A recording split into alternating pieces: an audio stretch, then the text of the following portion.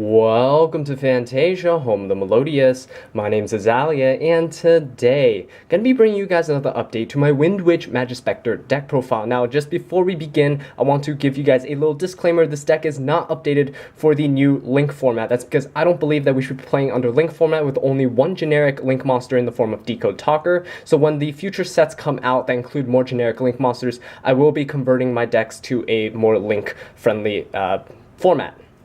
And for all of my subscribers out there, I know I've been on a hiatus for very long, but I have more free time now, and I guarantee you guys I'm going to have a more consistent upload schedule. So yeah, without any further ado, let's just jump right into this. So starting off, we were playing 3 copies of Windwitch Ice Spell, which is like a Terra Top. So if you control no monsters, you can special summon her straight from your hand, and then you can actually summon another Windwitch monster from your deck. She also has the ability to burn your opponent for 500 damage, which is not that bad.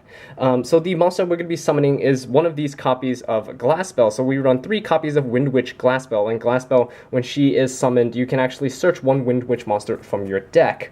And fortunately for us, we have another target to search, which is 2 copies of Windwitch Snowbell. Now, Snowbell, if you use her as a material for a Synchro summon of a wind monster, then that monster cannot be destroyed by card effects. So if you summon Crystal Wing with this, you're going to have a very strong Crystal Wing on the field that cannot be destroyed by card effects. So that's always really nice. And that does it for the Windwitch engine. Next off, we're going to move into the Majespecters, the bulk of the deck. So starting off, we're playing, of course, 3 copies of Majespecter Raccoon Bumbuku. Now, Bumbuku is the searcher for the deck. So if Bumbuku is summoned, you can actually just add one Majespecter monster from your deck to your hand. And all Majespecters have the ability that they cannot be targeted or destroyed by your opponent's card effects, which is really, really nice, especially because they're such small monsters. You need all the protection that you can get. The next monster that we play is 2 copies of Majespecter Cat Nekomata.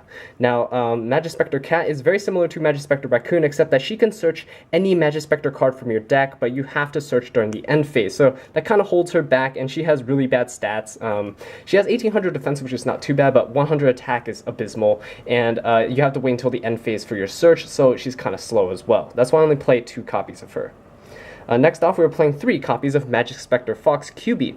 Now, Majespecter Fox, when she is summoned, allows you to add 1 Majespecter trap card from your deck to your hand, which is really nice because the trap cards are what makes Majespecters so potent, so deadly against your opponent. The next card that we play are 3 copies of Majespecter Toad Ogama, and Majespecter Toad is absolutely amazing because all your Majespecter effects can only search once per turn, right? So if you summon your Majespecter Fox, you can only search a trap card once that turn. But Majespecter Toad allows us to get more of our spell and trap cards out of the deck because when this card is summoned, you can set 1 Majespecter spell trap card directly from your deck, but it cannot be activated this turn. So this actually allows us to put multiple trap cards onto the field, especially if you're able to summon these all in one turn with cards such as Ties of the Brethren, which we'll get into in just a bit. Okay, so the next card that we play, 1 copy of Majespecter Crow, Yada. Now, I only play 1 copy of Majespecter Crowda and cut it down. He wasn't being too useful because when this card is summoned, you get to add 1 Majespecter spell card from your deck to your hand, and the spell cards are way less useful than the trap cards are, and I only play like 1 or 2 copies between the main and side, so that's why I decided to cut it down to 1 Yada. You can always pendulum summon it back to search your second copy of a spell, or you can just set the spell card directly with Ogama, depending on if you need it or not at the time. Okay, so that does it for all of the monsters. Next off, some hand traps. We play 3 copies of Ghost Ogre and Snow Rabbit, and I absolutely love this card because it's so good, this format, and the fact that it is actually a tuner. So sometimes if you need a tuner to go for your Synchro monsters, you can actually use your Ghost Ogre and Snow Rabbit. I actually bumped up Glass Spell from my last deck profile from 2 to 3, and the Snowbell from 1 to 2. That's because I like to go for Synchros in this deck because of the fact that, you know, Ignister is so powerful, and you have a lot of good protection and Stardust and things that can save you from Twin Twisters and all that good stuff. So Ghost Ogre Snow Rabbit actually helps us sometimes if you want to Synchro with some, maybe like the level 4 Majespecters, Synchro 7, and things like that. It's just really good utility to have. Next off, we play 1 copy of Max C, of course, because you want to get draws if your opponent's going off. It's a little less good against True Dracos, right, because they normal summon more, but most of them seem to be playing Zodiacs anyway, and this puts a halt to most of the Zodiac plays. So yeah, that does it for all of the monsters. Next off, we're going to go into the spell cards. Okay, so for these spell cards, starting off, we were playing 3 copies of Ties of the Brethren. Now, Ties of the Brethren is phenomenal in this deck, and it allows you to go so plus. You can easily go +3 to +5 on your first turn, depending on your opening hands. Now, Ties of the Brethren is so good because you play 2,000 life points and target 1 level 4 lower monster you control, and for the rest of the turn after this card resolves, you cannot special summon monsters, but you also get to special summon 2 monsters from your deck with the same type, attribute, and level as that monster, but with different names as each other and the name of the monster, and you cannot conduct your battle phase the turn you activate this card. So the reason why this card is so phenomenal is because all the Wind Witches and all of the Majespecters are wind spellcaster type monsters. So let's say you have like a glass spell, you normal summon it, you search your ice spell, you can use the Tides of the Brethren and bring out, you know, your QB and your Ogama, set 2 Majespecter traps from your deck, and then you're just good to go. You have a lot of protection, and you also have a Crystal Wing set up for next turn that you could possibly go into if they clear your field.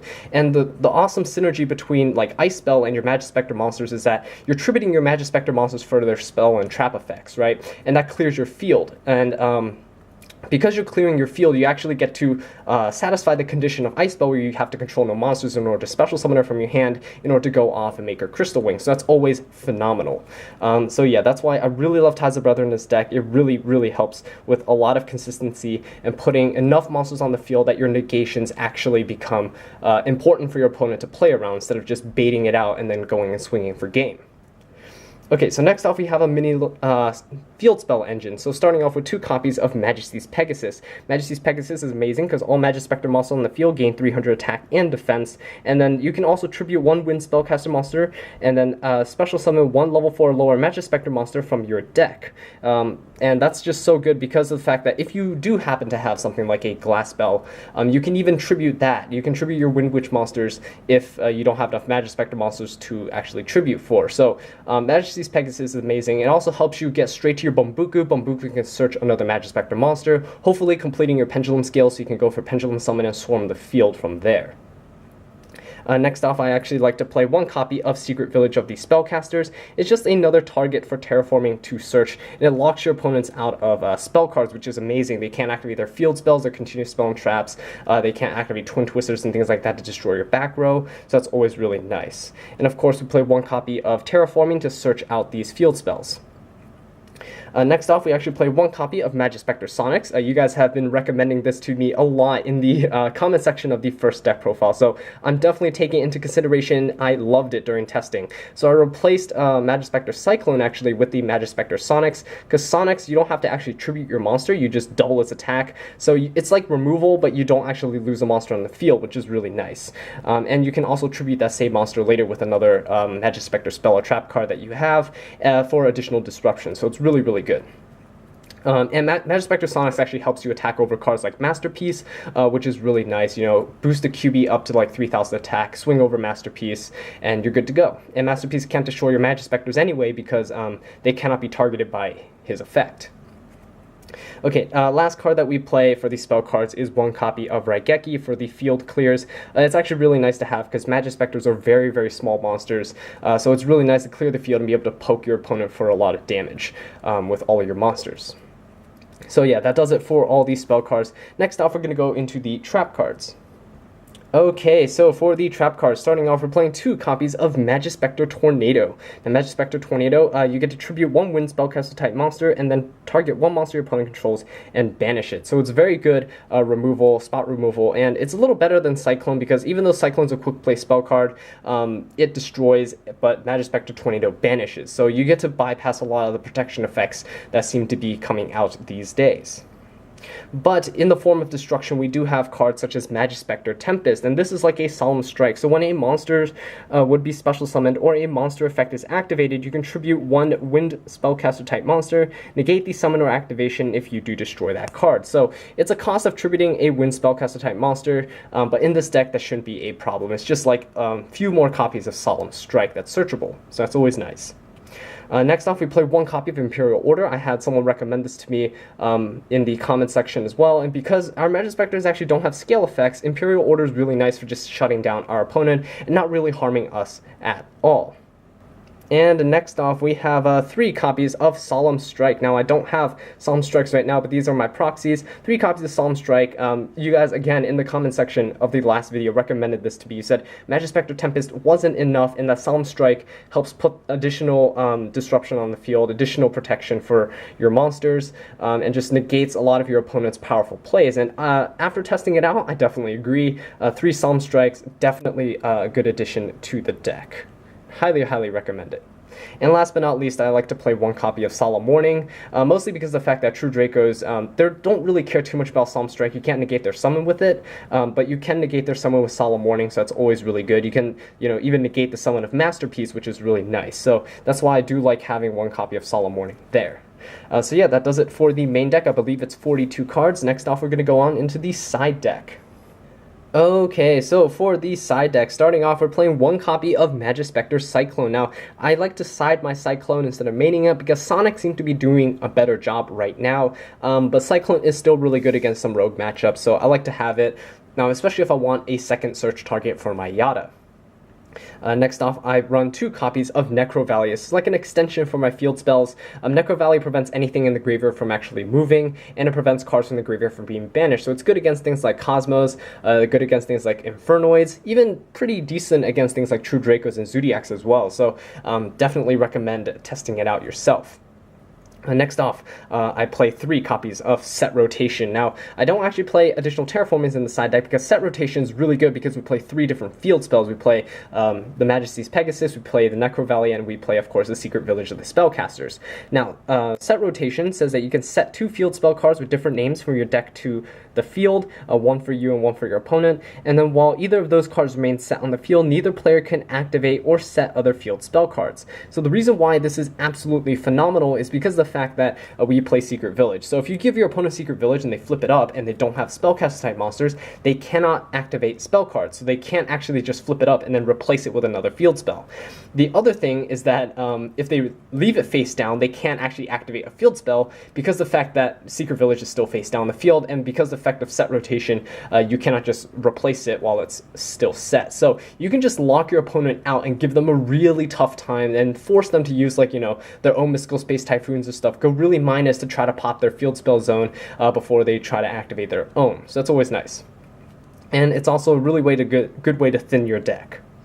Okay, so next off, we were playing 3 copies of Mystical Space Typhoon, because of course it's a pendulum deck, you don't want to be discarding things. Mystical Space Typhoon, if you have Cosmic Cyclones, you can play that as well, but yeah, Mystical Space Typhoon gets the job done. Mostly, you're siding it in just in case people are siding Anti-Spell Fragrance and things against you, because that means you can't activate your Pendulum Scale. So you want some way to deal with that without having to set up a scale to Pendulum Summon and all that good stuff. Next off, we have some trap cards. We have 1 copy of Majespecter Tornado. These are all just the 3rd copies of these trap cards that we play. 1 copy of Majespecter Tempest. So these are sided in mostly depending on your matchups, whichever you think is more effective. You might side out some Tempest against True Dracos because they don't special summon as much, or they don't use their effects as much because they know you're playing Majespecters. You can go for Tornado, which is better spot removal against them. So it's all up to you to just pick depending on what you're up against. Next off, we play 2 copies of Mirror Force. Mirror Force is just really nice because people like to try to run over your Majespecters. They're very tiny monsters, but Mirror Force actually allows you to clear the field, unlike Quaking Mirror Force, which I played in the last profile. Some of you guys recommend Storing, but in my testing, Mirror Force is actually doing pretty well because people, 1, don't expect it, and 2, not many things are just immune straight up to destruction anymore, and we have a lot less floaters now in the meta. We have like Zodiacs and True Dracos dominating, of course. So Mirror Force is actually great for just clearing the field of like everyone's Dridents, Masterpieces if they're not affected, if not, they're not immune to trap cards and things like that. And the last card that I play, 2 copies of Starlight Road. Now, Starlight Road is because I play Stardust Dragon in the extra deck, so I thought, why not? And Majespecters are really weak to back row disruption, so if someone tries to Twin Twister you and all that good stuff, you have Starlight Road there to protect you, get you a Stardust Dragon, a beat stick that you can work with. But yeah, that does it for the side deck. Next off, we're going to go into the extra deck. Okay, so for the extra deck, starting off, we are playing 1 copy of Totem Bird. Now, I don't have my copy of Totem Bird yet. It's coming in the mail soon, but Totem Bird allows you to to detach 2 XYZ materials from it to negate the activation of a spell trap card and destroy it, which is really nice. And it only requires 2 level 3 wind monsters, which most of your Majespecters are, and you have Ice Spell as well if you need to work with that. So pretty good card and pretty good negation to work with, especially like mid to late game where you have extra copies of Bambuku and Nekomata and things like that, so you can just overlay them for this.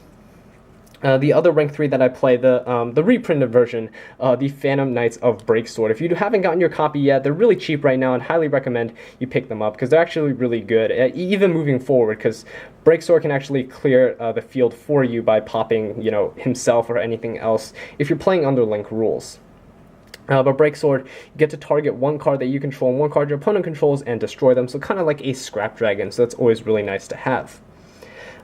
Next off, going into some of the rank 4s, we have Abyss Dweller. Abyss Dweller locks out our opponent's graveyard, so it's really good against a few decks, especially things like True Dracos, where if they tribute their spell and trap cards, they get to get their effects in the graveyard and start popping your field, so that's always nice.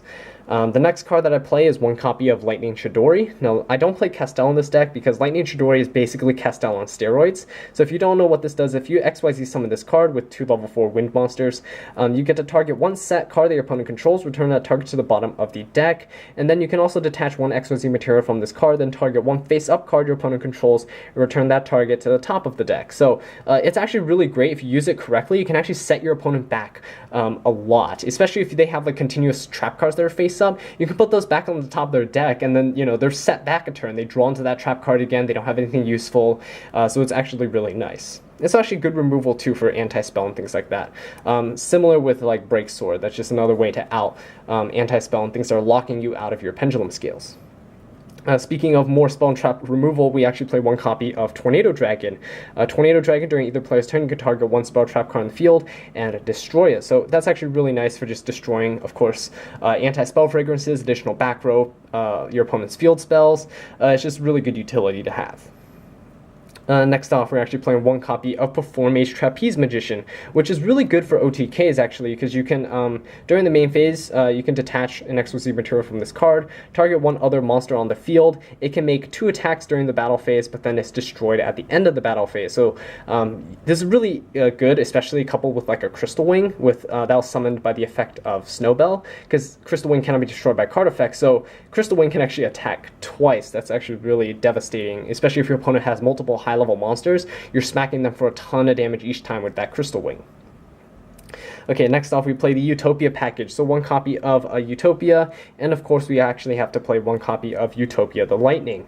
This is because Majespecters are really small monsters, and Utopia the Lightning helps as spot removal for a lot of the bigger monsters in the game, especially if you baited out a Masterpiece or something. You can make your Lightning and go and swing over that Masterpiece. It's also really good to catch your opponent off guard. Not a lot of people are playing the Utopia package anymore, so if they leave like a low attack monster on the field, you can just smack it with Lightning and probably take a huge chunk of their life points out with it.